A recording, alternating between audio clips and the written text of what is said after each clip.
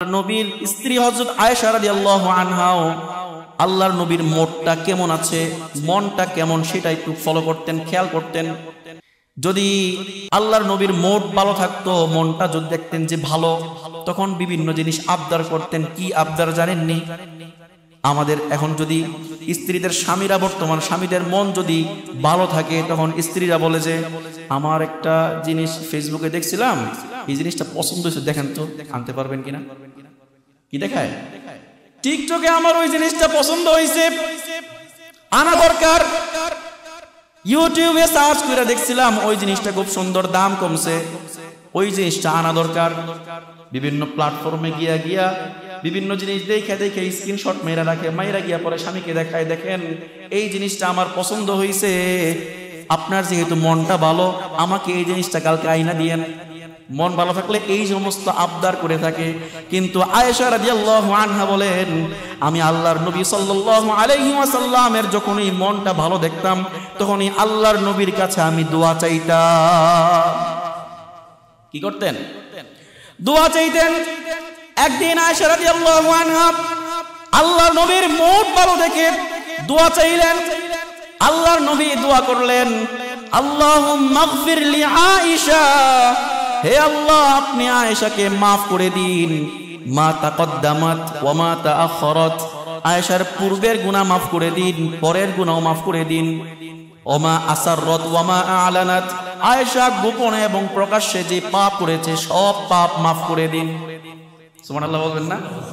স্বামীর কাছে দোয়া চেয়েছেন। আয়েশা রাদিয়াল্লাহু আনহা যখন মুডটা ভালো দেখতেন, দোয়া চাইতেন, আল্লাহর নবীও দোয়া করতেন। আল্লাহর নবীর দোয়া শোনার পরে আয়েশা রাদিয়াল্লাহু আনহা এতটাই খুশি হইছেন, হাসতে হাসতে আয়েশা রাদিয়াল্লাহু আনহার কপালটা আল্লাহর নবীর হাঁটুর সাথে গিয়ে বাড়ি গেছে। হাসতে হাসতে আয়েশা রাদিয়াল্লাহু আনহার কপাল আল্লাহর নবীর হাঁটুর সাথে গিয়ে বাড়ি গেছে। বাড়ি খাওয়ার পরে হযরত আল্লাহ নবী সাল্লাল্লাহু আলাইহি ওয়াসাল্লাম আয়েশা রাদিয়াল্লাহু আনহাকে বললেন, আয়েশা রে, তোমার জন্য আমি এই দোয়াটা করলাম, এতে তুমি খুব খুশি হইছো? ইয়া রাসূলুল্লাহ, আপনার দোয়া কারো জন্য যদি আপনি দোয়া করেন, সেই দোয়া পাওয়ার পরে খুশি হবে নাকি? সবাই তো খুশি হবে, আমিও খুশি হয়েছি। তখন আল্লাহ নবী সাল্লাল্লাহু আলাইহি ওয়াসাল্লাম বললেন, আয়েশা রে শোনো, তোমার জন্য আমি এই মুহূর্তে যেই দোয়া করলাম, আমার আগত অনাগত প্রত্যেকটা উম্মতের জন্য আমি প্রত্যেক নামাজের পরে এই দোয়া করি। আমাদের জন্য আল্লাহর নবী এই দোয়া সব সময় করতেন। আয়েশা রাদিয়াল্লাহু আনহা আবেদন করছেন দোয়া করার জন্য, একবার দোয়া করছেন। আর আমাদের নবী আমাদের জন্য আল্লাহুম্মা গফির লি উম্মতি, আল্লাহুম্মা গফির লি উম্মতি, হে আল্লাহ আমার উম্মতকে আপনি maaf করেন, আমার উম্মতকে আপনি maaf করেন। সব প্রত্যেকটা নামাজের পর আল্লাহর নবী দোয়া করতেন। থেকে জুমার নামাজ আদায় করার উদ্দেশ্যে মসজিদে আসার বসার তৌফিক দান করেছেন, তাই আমরা অন্তরের অন্তঃস্থল থেকে বলি আলহামদুলিল্লাহ। ধারাবাহিক আলোচনা চলছিল, তা আমরা ধারাবাহিকতা রক্ষা করতে গিয়ে প্রথমে আলোচনা করেছিলাম বিবাহ শাদীর ফজিলত কি এবং বিবাহের ক্ষেত্রে কি কি আমাদের সমাজে কুসংস্কারগুলো আছে সেই বিষয়ে আলোচনা করেছিলাম। তারপরে আলোচনা হলো স্বামী স্ত্রীর অধিকার, এর মধ্যে স্বামীর অধিকার কি কি, স্ত্রীর উপর কি কি দায়িত্ব, সেই বিষয়ে আলোচনা হয়েছে। গত সপ্তাহে আমরা আলোচনা করেছি স্ত্রীর কি কি অধিকার আছে, স্বামীর উপর কি কি দায়িত্ব আছে, সেই বিষয়গুলো নিয়ে আমরা আলোচনা করেছি গত সপ্তাহে। তো তার মধ্যে দুইটা বিষয় ছিল, স্বামীর উপর যে দায়িত্ব, স্ত্রীর অধিকার, দুইটা বিষয়। একটা হচ্ছে স্বামীর উপর আবশ্যকীয় দায়িত্ব, যেটা স্বামী পালন করতেই হবে, এমন দায়িত্ব 4টা বলেছিলাম, মনে আছে কারো? 1 নাম্বার হচ্ছে মোহর আদায় করা, স্ত্রীর মোহর আদায় করা। 2 নাম্বার হচ্ছে স্ত্রীর জন্য একটা থাকার, পর্দা পোশিদা সহকারে থাকার একটা ব্যবস্থা করা।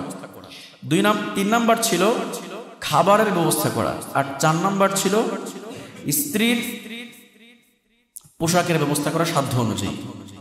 তো এই ছিল স্বামীর জন্য আবশ্যকীয় দায়িত্ব, অর্থাৎ পালন করতেই হবে, পালন না করলে স্বামী গুনাহগার হবে, এমনকি কবিরা গুনাহ হবে স্বামী।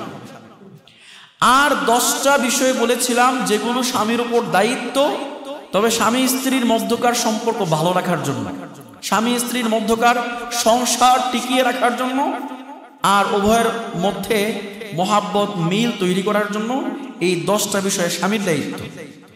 তার মধ্যে 1 নাম্বার বলেছিলাম স্ত্রীর সাথে ভালো আচরণ করা। কি করা? স্ত্রীর সাথে ভালো আচরণ করা।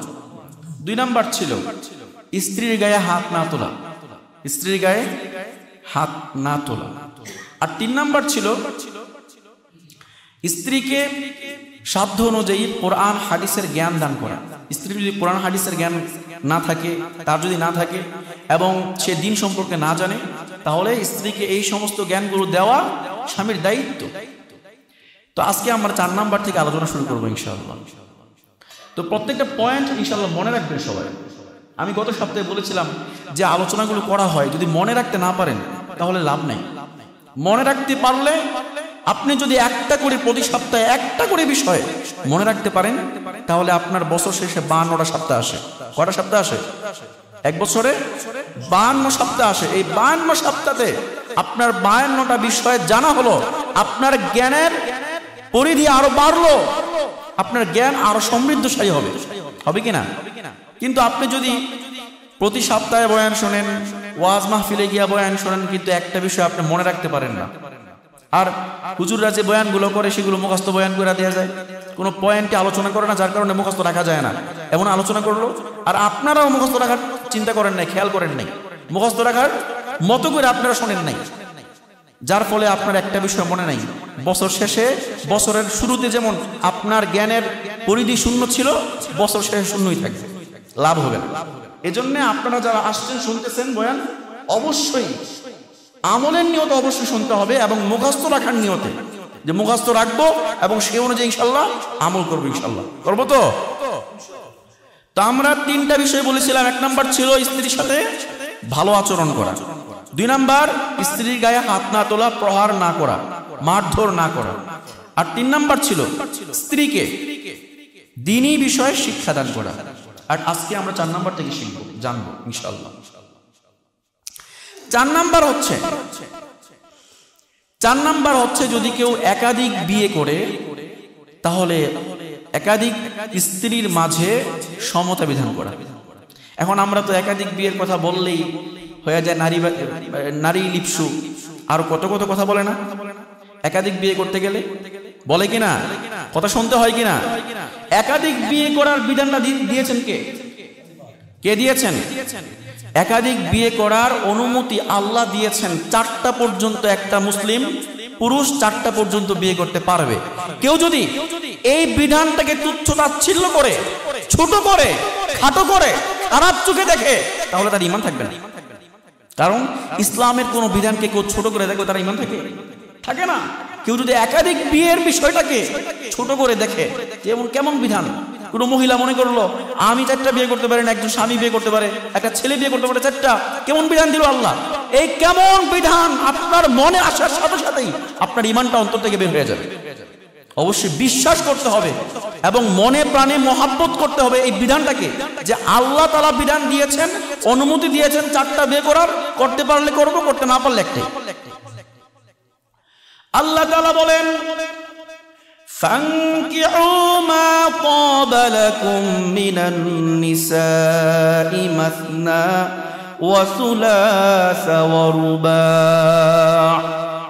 আল্লাহ রাব্বুল আলামিন যেই শব্দের মাধ্যমে মানুষকে বিয়ের অনুমতি দিয়েছেন, বিয়ে করার বিধান দিয়েছেন, ওই আয়াতের মধ্যে ওই শব্দের পরেই আল্লাহ বলতেছেন, তোমরা যদি কোনো মহিলাকে পছন্দ করো, কোনো নারীকে পছন্দ করো, তাহলে 2টা, 1টা, 2টা, 3টা, এমনকি 4টা পর্যন্ত বিয়ে করতে পারো। বিধানটা দিয়েছেন কে? কিন্তু আল্লাহ বলে দিয়েছেন, ওয়া ইন খিফতুম আল্লা তা'দিলু ফাওয়াহিদাতান। তবে যদি একাধিক বিয়ে করতে গিয়ে তাদের মাঝে সমতা রক্ষা করতে না পারো, আর যদি আশঙ্কা করো যে আমি একাধিক বিয়ে করলে তো উভয়ের মাঝে সমতা রক্ষা করতে পারবো না, তাহলে একটার বেশি বিয়ে করতে যাও না। অনেক পুরুষ আছে যারা বলে আমরা চাইলেই তো 4টা বিয়ে করতে পারি, চাইলেই বিয়ে করা যায় না, বরং 4টা স্ত্রী যদি আপনি রাখতে চান, একাধিক স্ত্রী রাখতে চান, তাহলে উভয়ের মাঝে উভয়কে যথাযথ পরিপূর্ণভাবে তাদের হক আদায় করতে হবে। এবং দ্বিতীয়ত উভয়ের মাঝে কি করতে হবে? সমতা বিধান করতে হবে।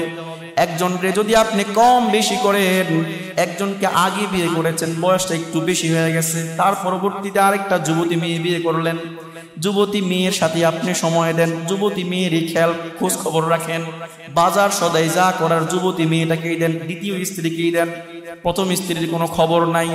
এমত অবস্থায় আল্লাহর নবী সাল্লাল্লাহু আলাইহি ওয়াসাল্লাম বলেন, যে ব্যক্তি একাধিক বিয়ে করার পরে স্ত্রীদের মাঝে সমতা বিধান করতে পারলো না, কিয়ামতের দিন সেই ব্যক্তি আল্লাহর সামনে উপস্থিত হবে, তার একটা কাঁধ থাকবে ঝুলন্ত, একটা কাঁধ থাকবে কি এভাবে নিচু হয়ে থাকবে, একটা কাঁধ উঁচু আরেকটা কাঁধ নিচু। তখন সকল মানুষ দেখেই বুঝতে পারবে অপরাধী কোন অপরাধী, একাধিক বিয়ে করার পরে স্ত্রীদের মাঝে সমতা বিধান করতে পারে নাই, এই অপরাধী। এজন্যে যদি এমন হয়, অনেকে এমন করেন, দেশে একটা বিয়ে করে গেছেন, বিদেশে গিয়ে আরেকটা বিয়ে করে ফেলছেন, হয় কিনা? এমন যদি হয় তাহলে অবশ্যই মনে রাখতে হবে বিদেশেরটাকে যে পরিমাণ খরচ আপনি দিচ্ছেন, দেশেরটাকেও সেই পরিমাণ খরচ দেওয়া লাগবে।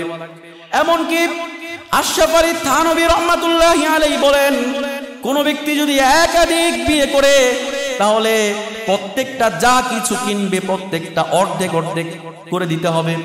তিনি বলেন যে একটা তরমুজ কিনছে, দুইটা তরমুজ কিনছে, একটা একটা পাঠাইতে পারবে না, কারণ এমনও তো হতে পারে একটা ভালো ছিল আর একটা খারাপ ছিল, হতে পারে কিনা? তখন একজনের কপালে একজনের খাবারটা পড়বে, একজনের ভাগে পড়বে খারাপটা, আরেকজনের ভাগে পড়বে ভালোটা। এজন্য দুইটা কিনলে প্রত্যেকটা অর্ধেক অর্ধেক কইরা ভাগ কইরা দিয়া দাও, এমন করতে হবে। মানে যেন উভয়ের মাঝে কোনো বৈষম্য না হয়, সমতা অবশ্যই রক্ষা করতে হবে। কার বিধান? তো একাধিক বিয়ে করতে গেলে অবশ্যই কি করতে হবে? স্ত্রীদের মাঝে সমতা বিধান করতে হবে, এটা স্বামীর দায়িত্ব, স্ত্রীদের পাওনা। তারপর 4 নাম্বার বিধান, 4 নাম্বার দায়িত্ব, 5 নাম্বার স্বামীর দায়িত্ব হচ্ছে স্ত্রী ছোটখাটো কোনো ভুল করে ফেললে ওই ভুলগুলাকে ক্ষমা করে দেওয়া, ক্ষমা সুন্দর দৃষ্টিতে দেখা। অনেকে আছে ছোটখাটো কিছু ভুল করলেই ধইরা ফেলে, কেন করলা, এটা করতে পারবা না। 10টা কাপড় ধুইছে, এর মধ্যে 9টা পরিষ্কার হয়েছে, একটা পরিষ্কার কম হয়েছে, এটা কেন পরিষ্কার হইল না, কেমন ধোয়া দো, ভুল ধরে কিনা? এমন কটাক্ষ করা যাবে না। আবার সব সময় থালা বাসন ধৌত করে স্ত্রী, এক সময় এমন হয়েছে ধুইতে গিয়া তার একটা গ্লাস ভেঙে গেছে, হয় কিনা? গ্লাস ভেঙে গেছে, এই জন্য বকাঝকা শুরু করে দেয়, বাপের বাড়ি থেকে আনসুস নাকি, বাংসুস কি লেগা, যা বাপের বাড়ি থেকে নিয়ে। এমন বকাঝকা স্ত্রীকে করা যাবে না। আল্লাহর নবী সাল্লাল্লাহু আলাইহি ওয়াসাল্লাম বলেছেন, লা ইয়াফরুকু মুমিনুন মুমিনাতান, কোন মুমিন পুরুষ যেন তার স্ত্রীর সাথে খারাপ আচরণ না করে এবং বিদ্বেষ পোষণ না করে, মানে ছোটখাটো কোনো বিষয়ে ধরে না ফেলে, মাফ করে দেয়। ইন কারিহা মিনহা খুলুকান, যদি স্ত্রীর একটা আচরণে স্বামী কষ্ট পায়, একটা কাজে যদি সন্তুষ্ট হতে না পারে, তাহলে অপর আরেকটা কাজে সন্তুষ্ট হয়ে নেয়। আল্লাহ নবী এটা বলে দিয়েছেন, ছোটখাটো কোনো বিষয় যেন স্ত্রী না ধরে। আমাদের সমাজে এমন অনেক আছে, স্ত্রীর সাথে একটা ঝগড়া, তারপরে থেকে যা করে সব কাজে ভুল, যা করে সব কাজে ভুল ধরে। এই ভুল ধরার স্বভাবটা পরিহার করতে হবে। একটা স্বামীর দায়িত্ব, স্ত্রীর অধিকার। কথায় কথায় কাজে কাজে ভুল ধরা যাবে না। ডান পা আগে গেল কেন, বাম পা পরে গেল কেন, মানে ভুল ধরার কোনো জায়গা পায় না। অনেক প্রত্যেক পদে পদে কাজে কাজে ভুল ধরে, এই ভুল ধরা যাবে? ছাড় দেওয়া লাগবে। কি দেওয়া লাগবে? ছাড় দেওয়া লাগবে। উভয়ের সম্মতিতে, উভয়ের সমঝোতার মধ্য দিয়ে একটা সংসার পরিচালনা করতে হবে, নয়তো সেই সংসারটা আসলে সংসার থাকে না, জাহান্নাম হয়ে যায়। তারপর 6 নাম্বার দায়িত্ব, স্বামীর 6 নাম্বার দায়িত্ব হচ্ছে স্ত্রীর সাথে সুযোগ পেলেই একটু গল্প গুজব করা, গল্প সল্প করা। আমাদের সমাজে অনেকে এমন আছে, একটু সুযোগ পাইলেই মোবাইল নিয়ে পড়া থাকে, আছে কি নাই? আবার অনেকে আছে সুযোগ পাইলে বন্ধু বান্ধব নিয়ে এদিক সেদিক চলে যায়, রাত্রে 11টা 12টা পর্যন্ত বাইরে থাকে, তারপরে আসে। এটা করা যাবে না, বরং সময় পাইলেই স্ত্রীকে একটু সময় দেওয়া লাগবে। কারণ স্ত্রীর মন রক্ষা করার জন্য আল্লাহর নবী সাল্লাল্লাহু আলাইহি ওয়াসাল্লাম মাঝে মাঝে গল্প করতেন। আল্লাহর নবী সাল্লাল্লাহু আলাইহি ওয়াসাল্লাম একদিন হযরত আয়েশা রাদিয়াল্লাহু আনহাকে গল্প শোনাচ্ছিলেন। দেখেন গল্পের ধরনটা কি। আমরা যদি স্ত্রীদের সাথে গল্প করতে যাইও তখন বলি অমুক মুভিতে ওইরা দেখছিলাম, অমুক সিনেমায় অমুক নাটকের কাহিনী শুরু করে দেখি না, কোন মুভিতে কি দেখছি, কোন নায়ক কি করছে সেই কাহিনী। আল্লাহর নবী সাল্লাল্লাহু আলাইহি ওয়াসাল্লাম একদিন আয়েশা রাদিয়াল্লাহু আনহার সাথে গল্প করছিলেন। কেমন গল্প দেখেন। আয়েশা রাদিয়াল্লাহু আনহা কি বলতেছেন, আয়েশা রে, বনি ইসরাইলের মধ্যে পূর্বেকার 11 জন মহিলা একসাথে বসছে। বুখারী শরীফের হাদিস, মানে বিখ্যাত একটা হাদিস। হাদিসের অনেকগুলো ধরন আছে, আপনারা হয়তো জানেন না। হাদিসের অনেকগুলো ধরন আছে। একটা হচ্ছে মুতাওয়াতির, মানে যেটা আল্লাহর নবী সাল্লাল্লাহু আলাইহি ওয়াসাল্লাম থেকে নিয়ে অদ্যাবধি পর্যন্ত যারা হাদিস সংরক্ষণ করেছেন, লিখেছেন, তাদের পর্যন্ত বিরাট সংখ্যক মানুষ জানার মধ্য দিয়ে তাদের কাছে এসেছে, এগুলোকে বলা হয় মুতাওয়াতির। তারপরের স্টেপে যে হাদিস সেটাকে বলা হয় মাশহুর, বিখ্যাত হাদিস। এই হাদিসটা বিখ্যাত হাদিস। আল্লাহর নবী সাল্লাল্লাহু আলাইহি ওয়াসাল্লাম আয়েশা রাদিয়াল্লাহু আনহাকে বলছেন, আয়েশা শোনো, পূর্বেকার যুগের 11 জন মহিলা একসাথে বসছে, বৈশা বলতেছে, শোনো, আমরা আমাদের পুরুষদের স্বামীদের ব্যাপারে সব কিছু খুলে বলবো, কার কি দোষগুলো আছে এগুলা বলবো। দেখেন আছে না নাই? এমন আছে না নাই? কয়েকজন মহিলার মাথা একসাথে হইলে শুরু করে স্বামীর বিষয়ে অভিযোগ। আল্লাহর নবী সেই কাহিনী বলতেছেন, 11 জন মহিলা একসাথে হইছে, মানে 11 মহিলার মাথা একসাথে হয়ে গেছে, হইয়া শুরু হইছে স্বামীদের ব্যাপারে অভিযোগ। আল্লাহর নবী সাল্লাল্লাহু আলাইহি ওয়াসাল্লাম 10 জন ব্যাপারে বললেন। বলার পর 11 নম্বরে গিয়ে এসে বললেন, 11 নম্বর মহিলা, তার নাম হচ্ছে উম্মে জারা। কি নাম? উম্মে জারা। তো এই হাদিসটা হচ্ছে হাদিস উম্মে জারা নামে বিখ্যাত। উম্মে জারার হাদিস নামে কি বিখ্যাত। 11 নম্বরে আল্লাহর নবী সাল্লাল্লাহু আলাইহি ওয়াসাল্লাম বলেন যে উম্মে জারার হাদিস। উম্মে জারা বলা শুরু করলেন, আমার স্বামী অত্যন্ত ভালো মানুষ। এক একজন অভিযোগ করতেছে, আমার জামাই ঘরের মধ্যে আইলে বাঘ, বাহিরে গেলে বিড়াল। আরেকজনে বলতেছে যে আমার জামাই আমার খাইতে দেয় না, নিজে খায় আমার খাইতে দেয় না। আরেকজনে বলতেছে যে আমার জামাই এমন কৃপণ কিচ্ছু খরচ করতে চায় না। মানে বিভিন্ন অভিযোগ, 10 জন 10টা অভিযোগ করছে। করার পরে 11 নম্বরে এসে উম্মে জারা বলতেছেন যে না, আমি যদি এখন বলা শুরু করি তাহলে শেষ হবে না, কিন্তু শোনো, সংক্ষেপে বলছি। আমার স্বামী একজন ভালো মানুষ ছিলেন, ভালো মানুষ। সে আমাকে যখন বিয়ে করে আনে তখন তার ঘরে সব সময় দেখতাম ঘোড়ার আওয়াজ চলতো, মানে অনেকগুলা ঘোড়া ছিল। আচ্ছা, তৎকালীন সময়ে যাদের কাছে ঘোড়া ছিল তারাই ছিল ধনী, ঠিক কিনা? আজ থেকে 40-50 বছর আগেই দেখবেন যাদের বাড়িতে অনেক বেশি গরু আছে এরা ধনী ছিল। যাদের অধীনে অনেক জমি ছিল, চাষাবাদ করতে পারতো, এরাই ধনী ছিল। যাদের গোলা বলা ধান ছিল এরা কি ছিল? ধনী ছিল। আর বর্তমানে ধনীর হিসাবটা পাল্টাই গেছে। যাদের ব্যাংক ব্যালেন্স অনেক বেশি, সংখ্যা বেশি, এরা ধনী, তাই না? কিন্তু আগে ছিল ভিন্ন রকম। উম্মে জারা বলতেছেন, আমার স্বামীর বাড়িতে গিয়ে দেখি অনেক বেশি আওয়াজ হচ্ছে, ঘোড়ার আওয়াজ, মানে অনেকগুলো ঘোড়া ছিল। সব সময় দেখি ছাই পড়ে থাকে, তার মানে এত পরিমাণ রান্না বান্না হয়। রান্না বান্না করে আমরা সব সময় খাওয়ার মধ্যে থাকতাম, আবার মেহমান যারা যাইতো তাদেরকেও খাওয়াইতাম। কোনো সম্পদের কমতি ছিল না। আমি যখন আমার শ্বশুর বাড়িতে যাই, প্রথম আমি চিকনা ছিলাম, তিনি বলতেছেন একদম চিকনা ছিলাম, কঙ্কাল সার ছিলাম। যাওয়ার পরে কয়েকদিন খাওয়ার পরে আমার মাংস পেশি সব গুলা গেছে, একদম মাংসশীল হয়ে গেছে, মাংসশীল হয়ে গেছে, সব জায়গায় মাংসে পূর্ণ হয়ে গেছে, মোটা হয়ে গেছি। এভাবে প্রশংসা করা শুরু করলেন, সম্পদের অভাব নাই, এই নাই সেই নাই, আমাদের একটা সন্তানও হয়। হওয়ার পরে হঠাৎ করে কি কারণে জানি আমার স্বামী আমাকে তালাক দিয়ে দেয়। কি বললো উম্মে জারা? আমার স্বামী আমাকে তালাক দিয়ে দিয়েছে। কারণটা আমি জানতে পারলাম না, কি কারণে তালাক দিয়েছে। তারপরে আল্লাহর নবী সাল্লাল্লাহু আলাইহি ওয়াসাল্লাম উম্মে জারার ব্যাপারে আয়েশা রাদিয়াল্লাহু আনহাকে বলেন, আয়েশা রে, উম্মে জারার স্বামী উম্মে জারাকে তালাক দিয়ে দিয়েছিল। সে ছিল তার স্বামী ছিল উম্মে জারার কাছে অত্যন্ত ভালো মানুষ হওয়া সত্ত্বেও তালাক দিয়ে দিয়েছিল। কিন্তু আয়েশা, তুমি শোনো, আমি তোমার কাছে যতটা ভালো মানুষ তুমি তো জানো, আর আমি তোমাকে কোনোদিন তালাক দিব না। মানে পার্থক্য করলেন। উম্মে জারার কাছে আবু জারা মানে জারার বাবা জারার মায়ের কাছে খুব ভালো ছিল এবং তার প্রশংসা করত, আর আমিও তোমার কাছে খুব ভালো, তুমি আমার প্রশংসা করো।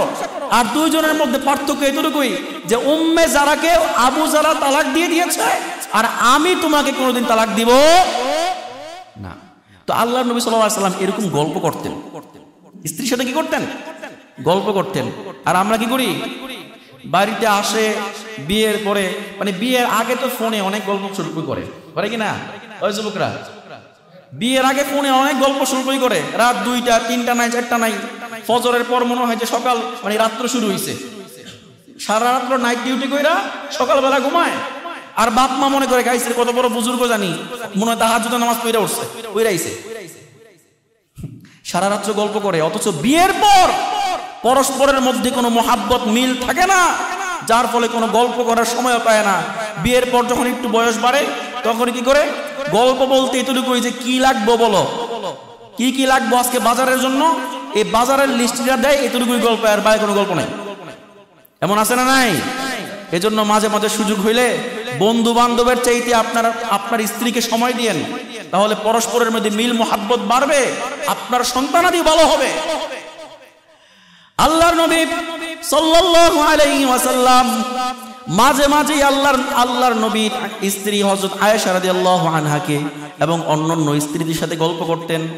আরেক দিনের ঘটনা, আল্লাহর নবীর স্ত্রী হযরত আয়েশা রাদিয়াল্লাহু আনহাও আল্লাহর নবীর মোটটা কেমন আছে, মনটা কেমন, সেটা একটু ফলো করতেন, খেয়াল করতেন। যদি আল্লাহর নবীর মোট ভালো থাকতো, মনটা যদি দেখতেন যে ভালো, তখন বিভিন্ন জিনিস আবদার করতেন। কি আবদার জানেননি?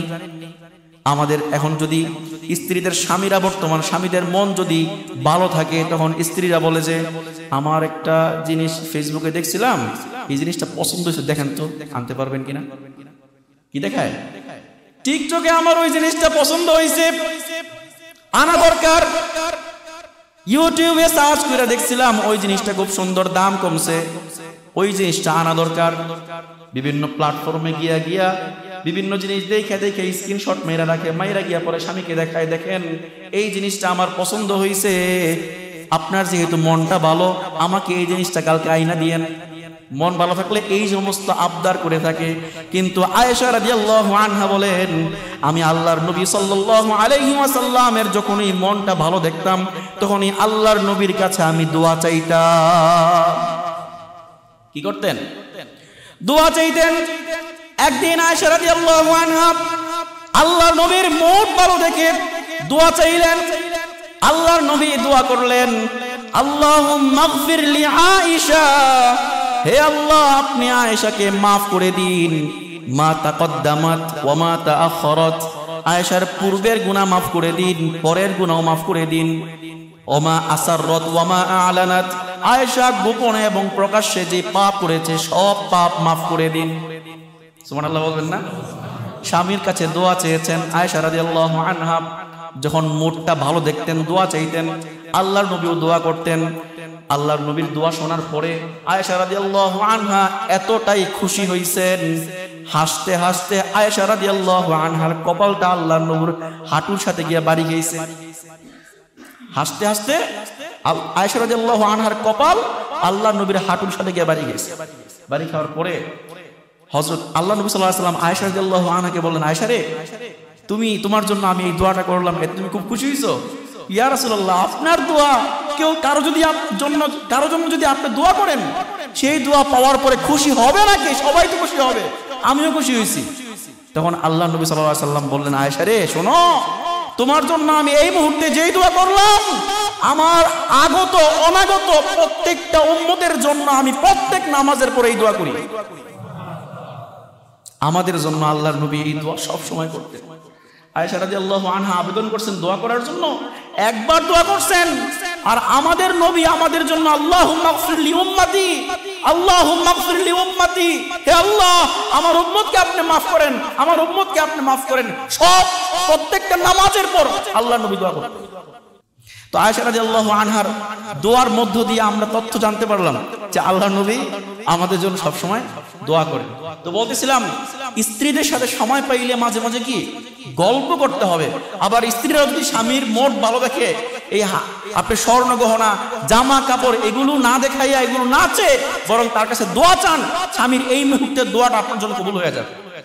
চাইবেন তো ইনশাল্লাহ? নারীরা যারা শুনতেছেন তারা ইনশাল্লাহ আমল করার চেষ্টা করবেন। তারপরে 6 নাম্বার গেল, তাই না?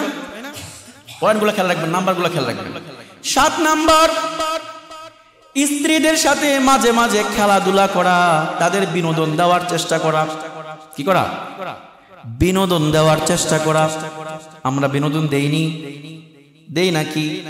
স্ত্রীরা থাকবো ঘরের মধ্যে, স্ত্রীদের সাথে বেশি কথাবার্তা বললে তো, বেশি সুযোগ পাইলে তো গাড়ে উঠবো, এই জন্য কোনোদিন বিনোদন দেওয়ার সুযোগ আমরা দেই না। কিন্তু আল্লাহর নবী সাল্লাল্লাহু আলাইহি ওয়াসাল্লাম স্ত্রীগণকে সব সময় বিনোদনের মধ্যে রাখতে। বিভিন্ন হাদিস থেকে পাওয়া যায় আল্লাহর নবী সাল্লাল্লাহু আলাইহি ওয়াসাল্লাম একদিন মসজিদে নববীতে কয়েকজন অনেক হাবাসী গোলামরা এসে তীরন্দাজি করতেছিল, তীর খেলা খেলতেছিল। কানাতিল আয়েশা রাদিয়াল্লাহু আনহা বলেন, হাদিস আয়েশা রাদিয়াল্লাহু আনহা থেকে বর্ণিত, কানাল হাবাশাতু ইয়ালআবুনা ফি মসজিদিন নববী, আল্লাহর নবীর মসজিদের পাশে হাবাসী গোলামরা খেলাধুলা করতেছিল, তীরন্দাজি করতেছিল।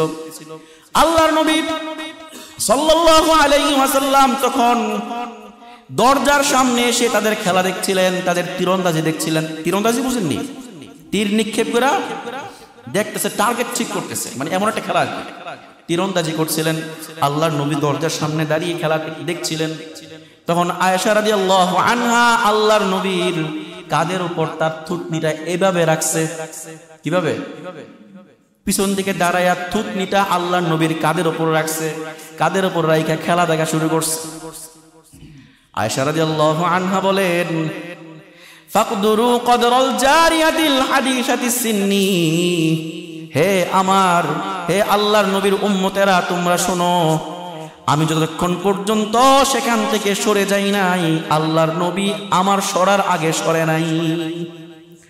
যতক্ষণ পর্যন্ত আমি খেলা দেখছিলাম ততক্ষণ পর্যন্ত আল্লাহর নবী সেখান থেকে সরে নাই, বলেও নাই খেলা শেষ হয়েছে নি, দেখা শেষ হয়েছে নি, একবারও বলে নাই। যখন আমার খেলা দেখা শেষ, যখন খেলা দেখা শেষ হইল, আমি চলে আসছি, তখন আল্লাহর নবীও চলে আসছেন। মানে খেলা দেখার সুযোগ কইরা দিছেন। এর মানে এখন আপনারা কি করবেন? বরুলে যাবেন, ইয়াতে মিরপুর স্টেডিয়ামে গিয়া খেলা দেখাইবেন নাকি? শোনেন, এই হাদিসের মধ্যে আরেকটা অংশ আছে, সেই অংশটা বলি নাই। সেই হাদিসের মধ্যে আসছে, ফাকানা ইয়াস্তাতিরুনি, আল্লাহর নবী আমাকে আড়াল করে রাখলেন যেন কেউ দেখতে না পারে। আল্লাহর নবী গোপন করে রেখে খেলা দেখাচ্ছিলেন। কিন্তু আপনারা যদি মিরপুরে নিয়ে যান খেলা দেখাইতে, গোপন থাকবে না, সবাই দেখবে। আবার মাঝে মাঝে কি করে ক্যামেরাগুলা ওইদিকে ফিরায় দেয় কিনা? দেয়, তখন সবাই দেখে, গোটা জাতি দেখবে। এই জন্য জাতিকে না দেখে সবার থেকে গোপন রাখেন, গোপন রেখে খেলাধুলা করার চেষ্টা করেন। আর আরেকটা হাদিস শোনাই, আল্লাহ নবী সাল্লাল্লাহু আলাইহি ওয়াসাল্লাম আয়েশা রাদিয়াল্লাহু আনহা থেকে হাদিসটা বর্ণিত। এখন আপনারা বলতে পারেন যে স্ত্রী তো আরো ছিল, কিন্তু শুধুমাত্র আয়েশা রাদিয়াল্লাহু আনহাকে কেন বিনোদন দিতেন? আসলে স্ত্রী সংক্রান্ত বেশিরভাগ হাদিস আয়েশা রাদিয়াল্লাহু আনহা বর্ণনা করছেন। অন্য কোন সাহাবীরা, অন্য কোন স্ত্রী তেমন একটা বর্ণনা করেন নাই। সবার সাথে বিনোদন করতেন, আচার আচরণ সবার সাথে ভালো ছিল, কিন্তু বর্ণনা করছেন কে? আয়েশা রাদিয়াল্লাহু আনহা। আয়েশা রাদিয়াল্লাহু আনহা থেকে বর্ণিত, তিনি বলেন যে আমাদের যখন বিয়ে হয়ে যায়, বিয়ে হওয়ার পর একদিন আল্লাহর নবী সাল্লাল্লাহু আলাইহি ওয়াসাল্লাম বলেন যে আয়েশা রে, চলো আমরা একটা দৌড় প্রতিযোগিতা দেই। আল্লাহর নবী বলছেন আয়েশাকে, আয়েশা চলো আমরা দুইজনে একটা দৌড় প্রতিযোগিতা দেই। দুইজন দৌড়ানো শুরু করছেন। দৌড়ের মধ্যে আয়েশা রাদিয়াল্লাহু আনহা আগে চলে গেছেন, আল্লাহর নবী পরাজিত হয়ে গেছে। হাদিসের ব্যাখ্যার মধ্যে পাওয়া যায় আল্লাহর নবী চাইলে আগে যেতে পারতেন, কিন্তু স্ত্রীকে খুশি করার জন্য তাকে আগে যাওয়ার সুযোগ করে দিয়েছেন। আল্লাহর নবী আস্তে আস্তে দৌড়াইছেন। আয়েশা রাদিয়াল্লাহু আনহা যখন জিতে গেছেন, জিতার পরে খুশিতে বাঘ আমি জিতে গেছি। দেখবেন ঝগড়ার মধ্যেও যদি অথবা যে কোনো ক্ষেত্রে স্ত্রী যদি জিততে যায় কি খুশি হয় না? লাফানো শুরু করে কিনা? শুরু করবে। আয়েশা রাদিয়াল্লাহু আনহা খুশিতে বাঘ। আল্লাহর নবী সাল্লাল্লাহু আলাইহি ওয়াসাল্লাম আরেকদিন বললেন, আয়েশা চলো আমরা আজকেও দৌড় প্রতিযোগিতা দেই। আয়েশা রাদিয়াল্লাহু আনহা বললেন, আজকেও আমরা দৌড় প্রতিযোগিতা দিলাম, কিন্তু আজকে আল্লাহর নবীর সাথে পারলাম না। আল্লাহর নবী আগে চলে গেছে, জিতে গেছে। আল্লাহর নবী বললেন, আয়েশা রে, ওই দিন যে আমি হারছিলাম আজকে তার প্রতিশোধ নিয়ে নিলাম। এজন্য স্ত্রীকে মাঝে মাঝে বিনোদন দেওয়া লাগবে। তাকে খেলাধুলার যদি করতে চায় করার সুযোগ দেওয়া লাগবে। পর্দার মধ্যে যদি বর্তমানে শীতকাল ব্যাডমিন্টন খেলতে চায়, পর্দার মধ্যে খেলুক, যেন কেউ দেখতে না পারে, ঠিক না? খেলতে কোনো অসুবিধা আছে? বাধা আছে? ইসলামে নিষেধ আছে? নিষেধ নাই, খেলাধুলা করুক, সমস্যা নেই। এমনকি বিনোদন দেওয়ার জন্য আল্লাহ নবী সাল্লাল্লাহু আলাইহি ওয়াসাল্লাম স্ত্রীদেরকে খেলার সুযোগ দিতেন। আয়েশা রাদিয়াল্লাহু আনহার যখন আল্লাহ নবীর সাথে বিয়ে হয় তখন তার বয়স ছিল কত? 6 বছর। যখন সংসারে আসে তখন বয়স ছিল কত? 9 বছর। 9 বছরে আল্লাহর নবীর সংসারে আসেন, তখনও ছোট মানুষ, তার মানসিকতাও ছোট, কিন্তু উনি কিন্তু প্রচন্ড মেধাবী ছিলেন। মানে বলা হইতো যে আয়েশা হচ্ছেন আল্লাহর নবীর ট্যাপ রেকর্ডার। কি বলা হইতো? ট্যাপ রেকর্ডার বলা হইতো। আপনি যা বলবেন রেকর্ডে কিন্তু সেটাই গ্রহণ করবে, উল্টাপাল্টা গ্রহণ করে নাকি? আপনি রেকর্ড করতেছেন কোনো কথা, আপনি যা বলতেছেন যেমনি বলতেছেন ঠিক তেমনি রেকর্ড হবে। তো আয়েশা রাদিয়াল্লাহু আনহাকে বলা হইতো আল্লাহর নবীর ট্যাপ রেকর্ডার। আল্লাহর নবী যেখানে যেমনি যা বলেছেন সেখানে তেমনি তা বর্ণনা করে দিয়েছেন। আয়েশা রাদিয়াল্লাহু আনহা প্রচন্ড মেধাবী ছিলেন। আয়েশা রাদিয়াল্লাহু আনহা তিনি যেহেতু ছোট মানুষ ছিলেন, তার বয়স ছিল কম এবং তার মানসিকতাও ছোট ছিল, তিনি তার সাথী সঙ্গীদেরকে, বান্ধবীদেরকে নিয়ে খেলা করতেন, বান্ধবীদেরকে নিয়ে খেলতেন। কি খেলতেন? পুতুল বানাইতেন, পুতুল বানায় খেলতেন। আয়েশা রাদিয়াল্লাহু আনহা বলেন, আল্লাহর নবীর ঘরে আমরা একদিন খেলছিলাম পুতুল দিয়ে, বান্ধবীদেরকে নিয়ে খেলছিলাম। ওয়াকান আলী সাওয়াহিবু, আমার বান্ধবী ছিল, বান্ধবীদেরকে নিয়ে খেলছিলাম। এমনি আল্লাহর নবী চলে আসছেন। ফাকানান নবী সাল্লাল্লাহু আলাইহি ওয়াসাল্লাম দাখালা, আল্লাহর নবী যখন চলে আসছেন তখন আমার বান্ধবীরা আল্লাহর নবীকে দেখে দৌড়, ঘর থেকে বের হইয়া দৌড়। আল্লাহর নবী বলতেছেন, হ্যাঁ যাও না, এদিকে আসো। অনেকে তাও আসতেছে না। আল্লাহর নবী সাল্লাল্লাহু আলাইহি ওয়াসাল্লাম বান্ধবীরা যেখানে যেখানে গিয়েছে খুঁজে খুঁজে সবাইকে নিয়ে আসছেন। আয়েশা বলতেছেন, যাও খেলো, যাও আয়েশার সাথে খেলাধুলা করো। খেলার জন্য, বিনোদন দেওয়ার জন্য আল্লাহর নবী এত বড় নবী হওয়া সত্ত্বেও চেষ্টা করেছেন, সময় দিয়েছেন, সুযোগ দিয়েছেন। আরেকটা হাদিস শোনাই এই সংক্রান্তই। নবী সাল্লাল্লাহু আলাইহি ওয়াসাল্লাম একদিন হুনাইনের যুদ্ধ থেকে বাড়িতে ফিরছিলেন, মদিনার দিকে আসলেন। আসার পরে দেখেন যে আয়েশা রাদিয়াল্লাহু আনহা পুতুল দিয়ে খেলা করতেছে। আয়েশা রাদিয়াল্লাহু আনহা আল্লাহর নবী বললেন, আয়েশা রে, কি করতেছো? পুতুল দিয়ে খেলা করতেছি। কি এগুলো? এগুলো হচ্ছে ঘোড়া। মানে পুতুল দিয়া, মানে কাগজ দিয়া অথবা কাপড় চোপড় দিয়ে কি বানাইছে? ঘোড়া বানাইছে। আল্লাহ নবী বললেন, বুঝলাম ঘোড়া বানাইছো, কিন্তু ঘোড়ার আবার পাখা হয় কেমনে? ঘোড়ার কি আছে? আজনিহাতুল লাহা আজনিহা, হাদিসের মধ্যে, বুখারীর হাদিস, যে ওই পুতুলে কি ছিল? পাখা বানাইছেন, পাখা সহ পুতুল বানাইছেন, ঘোড়া বানাইছেন। আল্লাহর নবী সাল্লাল্লাহু আলাইহি ওয়াসাল্লাম বললেন, ঘোড়া বানাইছো ভালো কথা, ঘোড়ার আবার পাখা হয় কেমনে?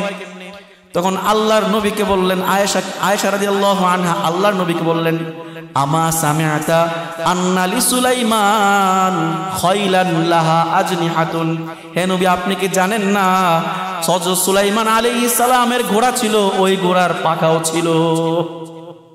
কাকে কি বলতেছে? আপনি কি জানেন না সুলাইমান আলাইহিস সালামের ঘোড়া ছিল, ঘোড়ার পাখা ছিল? আচ্ছা, এইটা যে জানছে কার মাধ্যমে জানছে? সুলাইমান আলাইহিস সালামের ঘোড়ার যে পাখা ছিল, এই পাখার কথা কার মাধ্যমে জানছে? নবীজির মাধ্যমে জানছে। আর নবী কি বলতেছে? আপনি কি জানেন না? তো হাস্যকর ছিল না? এই কথা শোনার পর আল্লাহ নবী হাসিয়ে দিয়েছেন। ফাদহিকা, আল্লাহ নবী কি হাসিয়ে দিয়েছেন।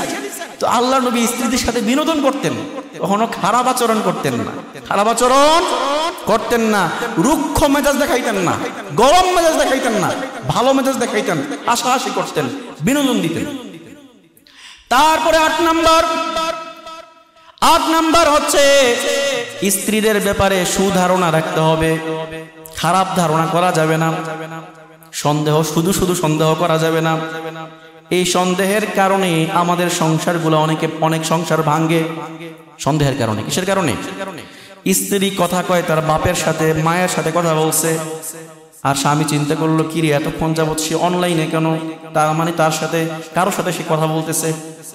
এই সন্দেহ তৈরি হইল। সন্দেহের এক পর্যায়ে গিয়া যখন স্ত্রী কোনো কারণে গিয়ে স্ত্রীর সাথে স্বামীর ঝগড়া হইল, তখন ঝগড়ার সময় স্বামীর মাথায় আসলো সে তো মনে হয় কারোর সাথে কথা বলে, এই জন্য আমার থেকে ছুটে যেতে চায়, যা তোর তালাক দিল। এমন হয় কিনা? আমার চোখে দেখে এমন ঘটনা করছে, শুধু অযথা সন্দেহের কারণে স্ত্রীকে ছাড়ছে, ছাড়ার পর তো আফসোস করে। সন্দেহ করা যাবে না। আল্লাহ তাআলা কুরআনুল কারীমের সূরা হুজুরাতের মধ্যে বলেন, ইয়া আইয়ুহাল্লাযীনা আমানু জতানিবু কাসীরাম মিনাজ-যন, হে ঈমানদারেরা তোমরা শুধু অযথা ধারণা করা থেকে, সন্দেহ করা থেকে বিরত থাকো। আল্লাহ তাআলা কি সন্দেহ করা থেকে বিরত থাকতে বলেছেন। এজন্য স্ত্রীদের ব্যাপারে অযথা কোনো সন্দেহ করা যাবে না। আবার এমন কাজ যদি করে যেগুলো সন্দেহের উদ্রেক হয়, যেমন একটা মোবাইল কিনা দিছে, সারাদিন অনলাইনে পড়ে থাকে, কোনো কাজ নাই কিছু নাই, অনলাইনে কি করে? সন্দেহ আসবে কিনা? সন্দেহ আসবে কিনা? এই জন্য স্ত্রীদেরকেও বলি, মহিলাদেরকেও বলি, স্বামীর মাঝে সন্দেহের উদ্রেক হয়, স্বামীর মাঝে সন্দেহ আসতে পারে, এমন কোন কাজ আপনি করেন না। যদি একজন পরপুরুষ আপনার সাথে কথা বলে আর স্বামী এসে দেখে ফেলে, সন্দেহ হবে কিনা? সন্দেহ হবে কিনা? এমন কাজ করা যাবে না যে কাজের কারণে স্ত্রীর প্রতি স্বামীর একটা কুধারণা আসে, সন্দেহ হয়। যাই হোক, তারপরে 9 নাম্বার হচ্ছে স্ত্রী আর স্বামীর মাঝে যে গোপন বিষয়গুলো ঘটিত হয় সেগুলো বাহিরে প্রকাশ না করা, বাহিরে প্রকাশ না করা। অনেকে আছে বিয়ের পর বন্ধু বান্ধব আছে, বিয়ের পর স্ত্রীর সাথে কি ঘটছে না করছে, বাসর রাতে কি ঘটছে সেটা বন্ধু বলে দেয়। এমন নির্লজ্জ আছে না নাই? এমন নির্লজ্জ আছে। কয়দিন আগে দেখলাম বন্ধু 3 জন তারা ওয়াদাবদ্ধ হইছে যে যেই আগে বিয়ে করব 3 জন বাসর করব। নাউজুবিল্লাহ, বলবেন না? যেই আগে বিয়ে করব এর বউয়ের সাথে 3 জন বাসর করব, কি করছে? ওয়াদাবদ্ধ হইছে। হওয়ার পরে বিয়ে করছে একজনে, 3 জন গিয়ে বাসর করে ঢুকছে। ঢুকার পরে এখানে মেয়ে তো কান্নাকাটি শুরু করছে। তারপরে পুলিশ আসছে, পুলিশ এসে কি এদেরকে শাস্তির ব্যবস্থা করছে, শাস্তির আওতাধীন করছে। এই জন্য বলতেছি, মানে স্ত্রী আর আপনার মাঝে কি ঘটে সেগুলো আপনি অন্য কারো কাছে বলতে যাবেন না, বন্ধুদের কাছে বলতে যাবেন নাকি? বলা যাবে? এগুলো নির্লজ্জতার পরিচয়। আল্লাহর নবী সাল্লাল্লাহু আলাইহি ওয়াসাল্লাম একদিন সকলের সামনে, মহিলা পুরুষ সবাই উপস্থিত ছিল, সাহাবায়ে কেরাম সবার সামনে বলতেছেন, তোমাদের মধ্যে এমন কি আছে, এমন কেউ কি আছে যে তার গোপন বিষয়গুলা স্বামীর সাথে কি ঘটে সেগুলো অন্যের কাছে প্রকাশ করে? কেউ দাঁড়ায় না। তখন একজন মহিলা দাঁড়ায় বলতেছে, আমাদের মহিলাদের মধ্যে কিছু মহিলা আছে, কিছু মহিলা এমন আছে যারা আমাদের কাছে আইসা স্বামীর মাঝে কি ঘটতেছে সেগুলো বলে। তখন আল্লাহ নবী সাল্লাল্লাহু আলাইহি ওয়াসাল্লাম বললেন, ইন্না মিন আশাররিন নাসি মাইয়ানশুরু, যে ওই ব্যক্তি সবচেয়ে নিকৃষ্ট এবং কিয়ামতের দিন ওই ব্যক্তি সবচেয়ে নিকৃষ্ট অবস্থায় হাসরের ময়দানে উঠবে যে ব্যক্তি তার মাঝে আর স্ত্রীর মাঝে কি ঘটে সেগুলো অন্যের কাছে প্রকাশ করে, বন্ধু বান্ধবের কাছে প্রকাশ করে। করা যাবে? করা যাবে না। তারপরে 10 নাম্বার হচ্ছে স্ত্রীদের মন বোঝার চেষ্টা করা, স্ত্রীদের মন বোঝার চেষ্টা করা। আল্লাহ নবী সাল্লাল্লাহু আলাইহি ওয়াসাল্লাম একদিন আয়েশা রাদিয়াল্লাহু আনহাকে বলতেছেন, আয়েশা তুমি কখন আমার প্রতি সন্তুষ্ট থাকো আর কখন আমার প্রতি রাগান্বিত থাকো আমি সেটা বুঝতে পারি। আমি সেটা হাদিসটা খেয়াল করে শুনবেন, এই যুবকরা, তুমি কখন আমার প্রতি রাগান্বিত থাকো আর কখন সন্তুষ্ট থাকো সেটা আমি বুঝতে পারি। আয়েশা রাদিয়াল্লাহু আনহা বললেন, ইয়া রাসূলুল্লাহ, কেমনে কি? মিন আইনা, আপনি কিভাবে বুঝেন, কিভাবে জানেন আমি আপনার প্রতি সন্তুষ্ট আর আমি আপনার প্রতি অসন্তুষ্ট, কিভাবে বুঝতে পারেন? তখন আল্লাহর নবী বললেন, আয়েশা রে, যখন তুমি আমার প্রতি সন্তুষ্ট থাকো তখন কসম করার সময় বলো ফালা ওয়া রাব্বি মুহাম্মদ, মুহাম্মাদের রবের কসম আমার নামে উচ্চারণ করে বলো। আর যখন তুমি আমার প্রতি অসন্তুষ্ট থাকো, আমার প্রতি কোনো কারণে রাগ থাকে, তখন আমার নাম উল্লেখ না করে ইব্রাহিম আলাইহিস সালামের নাম উল্লেখ করে দাও। ফালা ওয়া রাব্বি ইব্রাহিম, ইব্রাহিমের রবের কসম। কি বলে দেখেন, আরবের একটা অভ্যাস হচ্ছে, তারা কথায় কথায় ওয়াল্লাহি ওয়াল্লাহি কসম করে কি না? যারা আরবে ছিলেন বা থাকছেন, গিয়েছেন, তারা বুঝবেন তারা কথা কথা কি বলে, কসম করে। ওয়াল্লাহি, ওয়াল্লাহি মানে আল্লাহর কসম, ওয়াল্লাহি মানে কি আল্লাহর কসম, কথায় কথায়। তো সাহাবায়ে কেরাম কথায় কথায় কসম করতেন। তো আয়েশা রাদিয়াল্লাহু আনহা যে কসম করতেন, কসম করার ধরন ছিল দুইটা। আল্লাহর নবীর প্রতি যদি সন্তুষ্ট থাকতো তখন বলতো ওয়া রাব্বি মুহাম্মদ, ওয়া রাব্বি মুহাম্মদ, মুহাম্মাদের রবের কসম। আর যখন মানে অসন্তুষ্ট তখন বলতেন ওয়া রাব্বি ইব্রাহিম, ইব্রাহিমের রবের কসম। রব তো একজনই, তাই না? ইব্রাহিমের হোক মুহাম্মাদের হোক, রব কয়জন? রব তো একজনই, আল্লাহর নামে কসম করতেন। তখন আয়েশা রাদিয়াল্লাহু আনহা বললেন, ইয়া রাসূলুল্লাহ, আমি যে আপনার নামটা উল্লেখ করি না, আপনি মনে করেন না আমি আপনার নামটা উল্লেখ না করলেও আপনার নামটা কিন্তু আমার অন্তরে থাকে। আমি কিন্তু আমার অন্তর থেকে আপনার নামটা সরাইতে পারি না, শুধুমাত্র আপনার নাম উল্লেখ করি না, ইব্রাহিম আলাইহিস সালামের নাম উল্লেখ করি। কিন্তু কখনো ভাইবেন না যে আমি মন থেকে আপনার নামটা সরাইয়া দিছি। এই জন্যে আল্লাহ নবী সাল্লাল্লাহু আলাইহি ওয়াসাল্লাম বুঝার চেষ্টা করতেন, স্ত্রীকে বোঝার চেষ্টা করতেন যে সে কি অবস্থায় আছে, সে কি, তার মনটা কি ভালো আছে না মনটা খারাপ আছে, এটা বোঝার চেষ্টা করতে হবে। যাই হোক, তা আমরা এই কয়েকদিনের আলোচনা থেকে বুঝলাম স্বামীরও কিছু দায়িত্ব আছে, স্ত্রীরও কতিপয় দায়িত্ব আছে। স্বামীর কিছু অধিকার আছে, স্ত্রীর অধিকার আছে না নাই?